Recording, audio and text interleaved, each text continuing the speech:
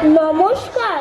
কবিতা গোপচুরি, কবি সুকুমার রায়।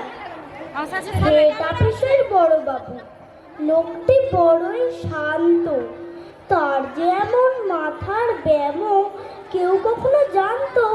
দিব্যি ছিলেন খোশ মেজাজে, চেয়ারখানি চেপে একলা বসে ঝিমঝিমিয়ে হঠাৎ গেলেন খেপে। আটকে উঠে হাত পা ছুঁড়ে চোখটি করে গোল, হঠাৎ বলেন, গেলুম গেলুম আমায় ধরে তোল। এই শুনে কেউ বদ্যি ডাকে, কেউ বাহাকে পুলিশ, কেউ বা বলে কামড়ে দেবে সাবধানেতে তুলিস। ব্যস্ত সবাই এদিক ওদিক করছে ঘোরাঘুরি। বাবু বলেন, ওরে আমার গোঁফ গিয়েছে চুরি। গোঁফ হারানো আজব কথা, তাও কি হয় সত্যি? গোঁফ জোড়া তো তেমনি আছে, কমেনি এক রত্তি। সবাই তারে বুঝিয়ে বলে, সামনে ধরে আয়না, মোটেও গোঁফ হয়নি চুরি, কখনো তা হয় না।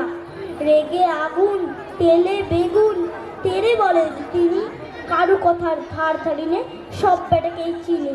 নোংরা ছাটা, খ্যাংরা ঝাঁটা, বিচ্ছিরি আর ময়লা, এমন গোঁফ তো রাখতো জানি শ্যামবাবুদের গয়লা।